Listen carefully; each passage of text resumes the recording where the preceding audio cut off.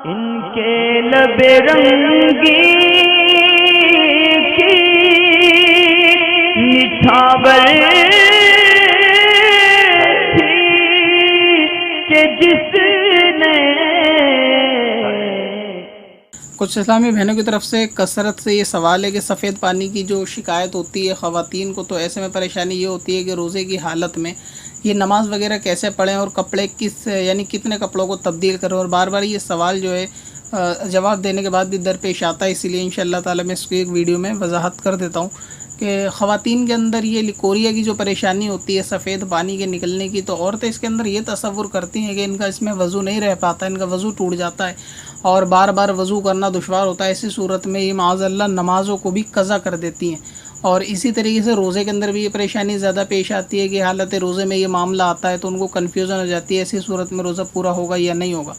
तो देखें, औरत के पेशाब के मकाम से निकलने वाला सफ़ेद पानी बेआमेज़िश खून कि जिसके अंदर खून की कोई आमेज़िश ना हो, वो पाक होता है और वो ना तो वज़ू को तोड़ता है, ना ही गुस्ल को तोड़ता है और ना ही कपड़े पर लगने से वो कपड़ा नापाक होता है। लिहाजा आपके लिए इसके अंदर कोई भी शरई उज़्र नहीं है, यानी ये चीज़ तो नापाक ही नहीं है कुदरत की तरफ से। तो ऐसी सूरत में जब आपका ना वज़ू इससे टूटेगा, ना इससे आपका गुस्ल टूटेगा, ना ही कपड़ा नापाक होगा, तो इसमें वज़ू करने के बाद अगर ये सफ़ेद पानी पाया जाता है तो इससे जब वज़ू गुस्ल पे फ़र्क नहीं पड़ेगा तो इंशाअल्लाह ताला इससे रोज़े पे भी कोई फ़र्क नहीं पड़ेगा।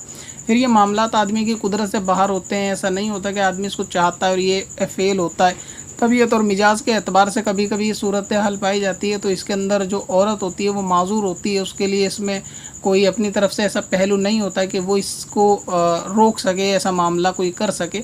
बहरहाल ये कि अगर कोई इस्लामी बहन कपड़े के ऊपर लगने से इनका दिल कराहत करता है कि वो शलवार वगैरह को बदलना चाहें, तो वो नीचे का कपड़ा बदल कर बिना गुस्ल किए उसको नमाज को पढ़ सकती हैं। मगर ये कि कपड़े पर लगने के बाद वो कपड़ा पाक रहता है, उस कपड़े में नमाज हो जाएगी। और इसी तरीके से इसके निकलने से, यानी सफ़ेद पानी के निकलने से वज़ू और गुस्ल पे भी कोई फ़र्क नहीं पड़ता। हाँ, ये कि अगर किसी की तादाद इसके अंदर इतनी ज़्यादा है कि कपड़े पे लगने से यानी कपड़ा ज़्यादा गलीज़ होने का ख़तरा है, ज़्यादा तर होने का ख़तरा है, तो ऐसी सूरत में अगर वो दूसरे मामलात इस्तेमाल करना चाहें, जो अपने हैज़ के दिनों में पैड वगैरह इस्तेमाल करती हैं, तो वो उसका इस्तेमाल कर सकती हैं। मगर इसकी वजह से नमाज़ों को छोड़ना या रोज़े को छोड़ने, दिल में कराहत को महसूस करना, ये दुरुस्त नहीं है। तो इससे रोज़े पर और वज़ू पर गुस्ल पे कोई फ़र्क नहीं आता और इससे कपड़ा भी नापाक नहीं होता। बार बार कपड़े बदलने की भी इसमें ज़रूरत नहीं है। तो बहुत सारी इस्लामी बहनें ये पूछती हैं कि इसमें सिर्फ़ कपड़ा बदल लें तो काफ़ी है, गुस्ल ना करें तो काफ़ी है, या सिर्फ़ वज़ू बना के नमाज़ पढ़ लें।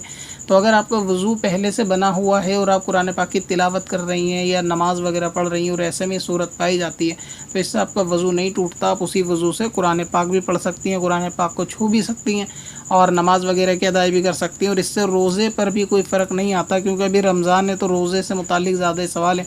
और इस्लामी बहनों की बारगाह में एक चीज़ के लिए और अर्ज़ करूँ कि नीचे डिस्क्रिप्शन के अंदर वीडियो के एक किताब का लिंक है, पर्दादारी। तो इसमें आपके ख़वातीन के जो मसाइल इस तरीके के पर्दे के और तहारत के, वो उस किताब के अंदर लिखे हुए हैं। हिंदी के अंदर वो किताब है, अगर आप उसको गूगल पे भी सर्च करेंगे पर्दादारी बुक तो वो तब भी आ जाएगी, वरना नीचे डिस्क्रिप्शन में लिंक दिया हुआ है। इस्लामी बहनें एक मरतबा उस किताब को ज़रूर पढ़ें।